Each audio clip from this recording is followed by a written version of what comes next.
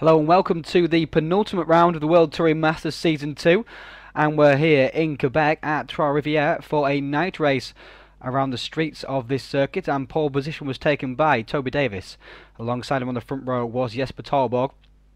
Third position was the championship leader Peter Develar. Fourth position Tommy Ojala, and fifth Chris Butcher, making it 4 Sierra Cosworths in the top 5. Sixth position was Kelvin van der Linde, with second place in the championship Ben Crooks bringing up 7th. 8th, Gary Lennon. 9th, Ivo Simons. And rounding out the top 10 was Adam Egbeer in his Rover Vitesse. So here we are now at the start, on board with Crooks.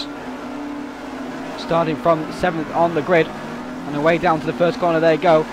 Surging past Jesper Torborg there, has been swamped by the entire field. Looks like back to about 10th position at the moment. Now Crooks side by side with Lennon. That looks like side by side with Lennon. Now into turn 2, side by side with Kelvin van der Linde, headed down now down towards the very narrow archway, and van der Linde just gives the back of Ojala a bit of a nudge there, runs wide, almost hits the barriers. Ojala loses ground as a result of that, and Crooks picks up that position. He gets ahead of Tommy down the straight, down towards turn 4, the hardest braking zone on the track. Now on board with Paul Bordeaux on the first lap. Here's turn 5, a very quick turn 5, down now towards a very tight turn 6. Into the pits comes Jesper Torborg. He jumped the start, so that's why he's having to do a drive-through. And there he is going through the pits, going almost as fast as the field, as you can see. Sideways in front of us goes Kelvin van der Linde. There, here comes Jesper Torborg. He's only going to drop 1 position from that drive-through because the pit speed is so quick. So not really penalised for the jump start there by Jesper. Now he's going to go around the outside of Paul Bordeaux, try to at least, into turn 2, not quite. Paul squeezes him up against the wall, down towards the archway, the gateway. Jesper just tucks in, but now he'll have the power down the straight to blast past the Frenchman in his Mercedes. But Paul Bordeaux is defending Jesper Torborg, swerving one way than the next. And he goes past under brakes, much braver on the brakes there than Paul Bordeaux, despite the fact that the Mercedes has much better brakes, as we see Gary Lennon just ahead of there, getting out of shape. Now lap 3, and it's Gary Lennon who Jesper Torborg has caught. Gary running very close to the wall there on exit. Now down to turn 4, and again Jesper's going to draft and sweep past the inside. On the inside he goes past Gary Lennon in the Alfa Romeo, just nicked the inside wall there, slowed him up, but still able to hold the position ahead of the Scotsman. Now lap 6, and championship contender Ben Crooks has made his way up to 4th position from 7th on the grid, so doing well so far. Oh, he's completely out of shape, missed his braking zone completely, gone flying off. Doesn't look like he's managed to sustain too much damage, managed to miss everybody, managed to just thread the needle. Let's watch this again. Just misses his braking zone completely, nerfs the wall on one side, and in at the back as well, into the tyres on exit. Look at the skid marks left by the second place contender. That will damage his car for the rest of the race. Another 56 laps for him to negotiate with that broken car. Now there is Crooks rejoining, just in behind Tim Brook, and just up ahead of, looked like, Andy Oakley. Now with JIG and Adam Egbeer having a battle. Jay in the Alfa Romeo, and Egbeer in that Rover Vitesse. And up the inside is going to go Jay into the very tight hairpin. The penultimate turn now into turn 7, and Jay's got past on the exit. Great acceleration there, and now sweeps by out of the final turn down the straight, holds the position from Adam. Now on board Peter Develar, the championship leader, 3rd position at the moment, pursuing Butcher and Davis. Oh, Butcher has hit the Davis has hit the inside and the outside. Oh, he's got some big damage on the car there as well, and that's just allowed Develar straight through. Nice, easy, free position there for Develar. Now on board with Dobbing, he's pursuing Erik Tveit. There's Kjell Stenbeck and Roy Magnez up ahead in the Supra, leading this pack. As they head down now towards turn 5 and that curved braking zone. Oh!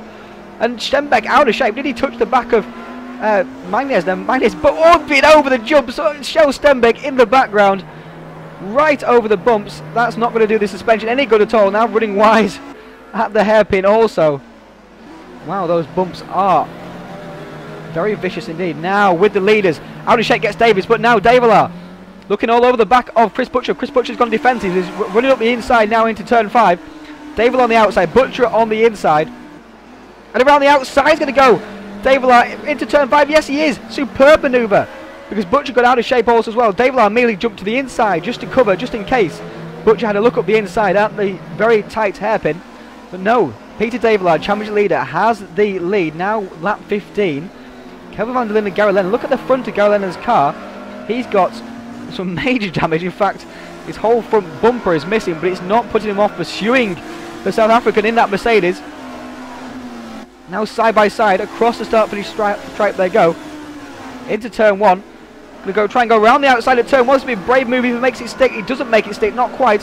Van der Linde now has position into turn 2, but up the inside going to go. Lennon, they touch. Van der Linde runs wide. Lennon's up the inside. Lennon has the position.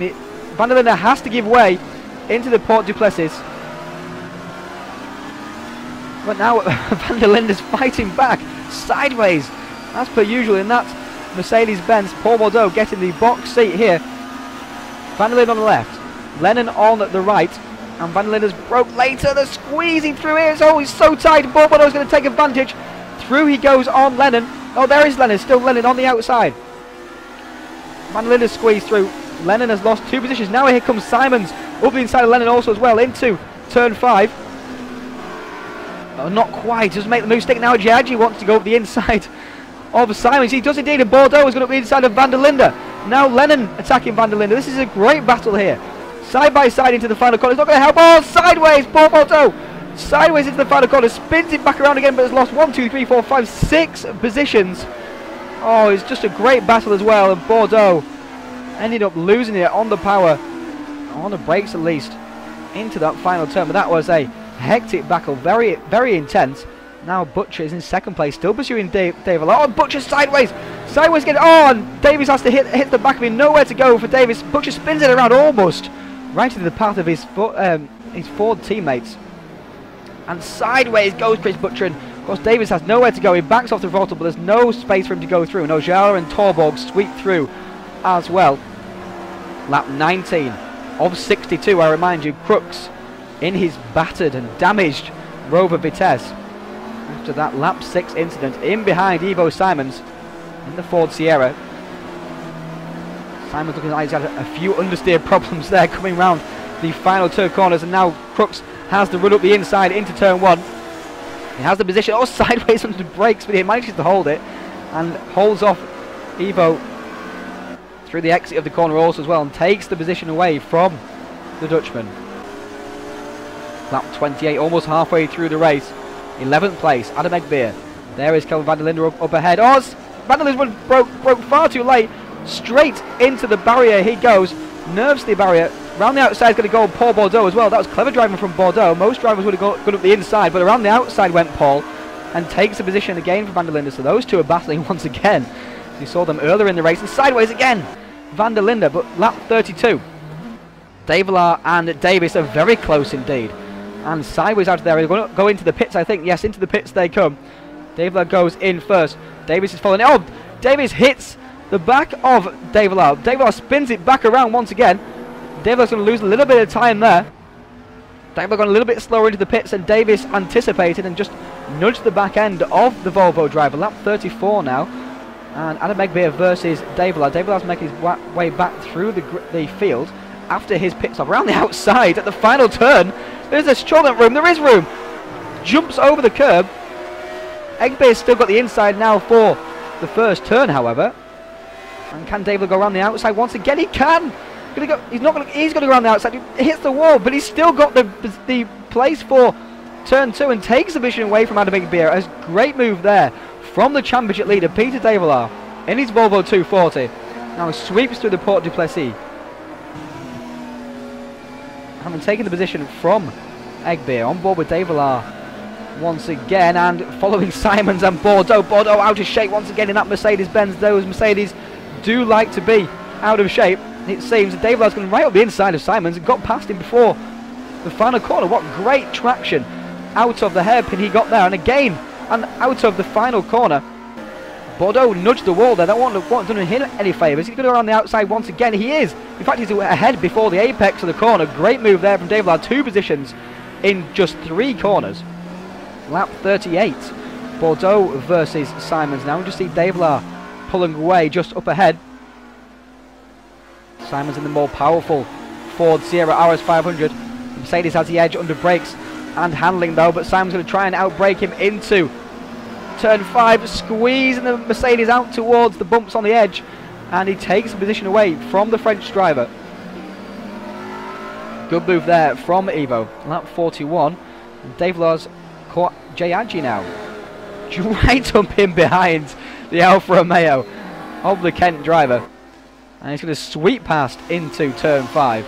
In fact, he's ahead before he even gets to the corner. I think Jari just let him have the position there. No point fighting that. Had so much more speed. Lap 43. Still 19 laps to go here. But it's Van der Linde versus Ben Crooks. And Van der Linde's up the inside. Crooks nudges the Mercedes around. But this is role reversal of lap 1, sorry. As through goes Van der Linde at turn 2 and takes position at turn 3 also as well. Lap 52, the leader is Toby Davis, looking for his 3rd win of the season. On lap 52 of 62, but it's sideways. Davis is off the track. Oh, Magnez comes through as well, almost nerves him. Through goes Ojala, just squeezes between Davis and the wall to take the lead. Tommy Ojala leading, and he could be going for his first WTM win. As we see, through comes Magnez. Magnez did very well indeed not to hit the back of Toby Davis. Magnez just making his way through, and Ojala just about squeezing through. And the winner is Tommy Ojala for his first win in his World Touring Masters career. A great win also as well. 62 laps of the Trois-Rivieres circuit, and Ojala is the round winner. Superb win for him. Congratulations. 2nd place to Toby Davis after that mistake. 3rd place to Jesper Torborg. 4th was Chris Butcher. 5th, Peter Davila. 6th, Ivo Simon. 7th, Ben Crooks. 8th, Andy Oakley. 9th, Paul Bordeaux. And 10th, Jari. Toby Davis was issued a small penalty for the incident in pit lane with Peter Davila and was dropped to 4th position in the results, meaning that it is all on for the final round at Bathurst. You can join us for that on the 4th of May, live on Race Department for the Championship Decider.